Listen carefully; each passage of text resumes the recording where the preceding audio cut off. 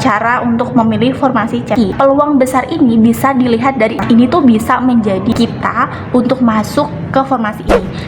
Halo teman-teman, assalamualaikum warahmatullahi wabarakatuh. Perkenalkan, nama aku Evi. Nah, di video aku kali ini aku mau berbagi tips gimana sih caranya memilih formasi CPNS berdasarkan pengalaman pribadi. Jadwal pendaftaran penerimaan seleksi CPNS dan P3K tahun 2021 sudah dibuka ya teman-teman. Dibuka resmi pada tanggal 30 Juni 2021 sampai nanti tanggal 21 Juli 2021. Berhubung pendaftaran saat ini belum ditutup, aku mau berbagi tips cara untuk memilih formasi CPNS berdasarkan pengalaman pribadi aku. Ini murni pengalaman pribadi aku ya teman-teman, jadi mungkin bisa jadi referensi buat teman-teman semuanya kalau mau milih formasi dan mau daftar CPNS tahun ini. Ada 5 tips yang akan aku bagikan buat teman-teman cara untuk memilih formasi CPNS. Yang pertama, kepoin dan bikin list formasi yang teman-teman pilih. Banyak banget kementerian dan lembaga yang membuka formasi CPNS tahun ini teman-teman. Nah, dari banyaknya kementerian, lembaga, instansi itu, teman-teman coba deh pilih, kerucutkan jadi 5 instansi yang benar-benar teman-teman mau daftarin. Dari 5 instansi itu, teman-teman harus sadar, harus tahu instansi itu tuh sebenarnya bergerak di bidang apa atau kerjanya di bagian apa, atau misalnya kantornya di mana sih, lingkungannya kayak gimana, lingkungan kerjanya kayak gimana, dan lain sebagainya. Teman-teman bisa cek melalui website masing-masing instansi itu dan kepoin juga apakah kementerian atau lembaga itu membuka formasi CPNS tahun 2021 ini.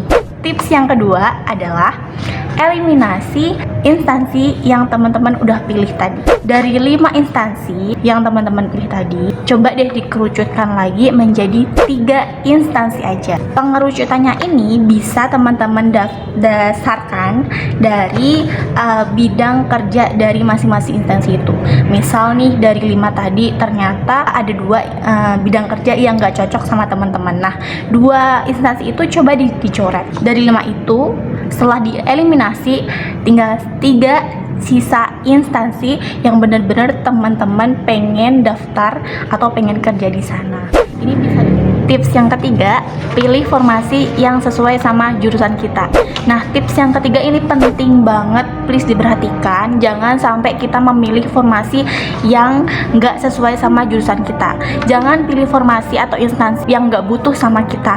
Maksudnya kayak gimana sih nggak butuh? Maksudnya kayak gini, ketika instansi itu tidak membutuhkan background pendidikan teman-teman, jangan sekali-kali teman-teman itu daftar ya. Misalnya nih Kementerian Keuangan, ternyata Kementerian Keuangan nggak buka formasi S1 komunikasi, terus teman-teman yang dari S1 komunikasi pengen banget ngebet jadi PNS di Kementerian Keuangan, please jangan daftar, karena pasti nanti di awal teman-teman akan ditolak ya, dan nggak akan masuk ke tahap selanjutnya.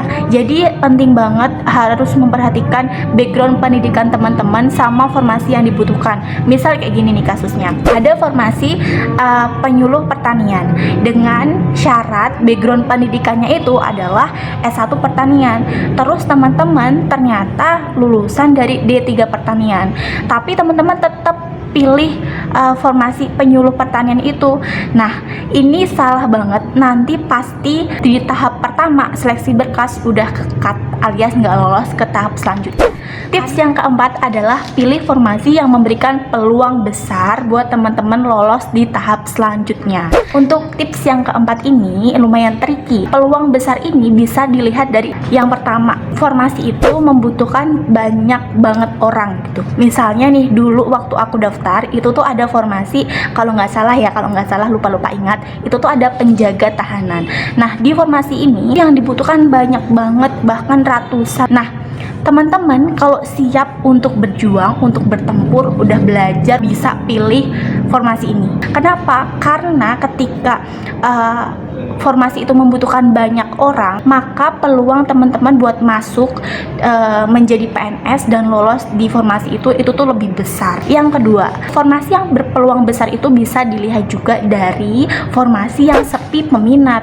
Ada beberapa formasi dan instansi yang jarang banget dilirik sama orang-orang. Ini tuh bisa menjadi peluang buat kita untuk masuk ke formasi ini, karena ketika formasi itu sepi peminat, maka sedikit juga kan pesaing yang akan bersaing sama kita gitu. Atau yang ketiga, teman-teman bisa ngambil formasi-formasi khusus, misal kayak formasi kumlot atau formasi lulusan terbaik. Nah, di situ kan otomatis sudah tersaring dari awal, hanya orang-orang yang kumlot dan lulusan terbaik yang bisa mendaftar di formasi itu. Itu juga akan mengurangi pesaing kita. Tips yang kelima yaitu jangan buru-buru dan juga jangan mepet-mepet. Ketika teman-teman mau daftar CPNS, teman-teman nggak usah terburu-buru bakal ketinggalan atau apa, nggak usah. Kalian harus benar-benar berpikir matang-matang ya, mau daftar di mana, formasinya apa. Tips dari aku benar-benar dipikirkan dengan trik-trik yang udah aku jelasin sebelumnya. Pilih formasi yang benar-benar memberikan peluang besar buat teman-teman itu lolos, setidaknya di tahap 1 seleksi berkas lolos, lanjut ke seleksi yang kedua, lanjut ke seleksi yang ketiga.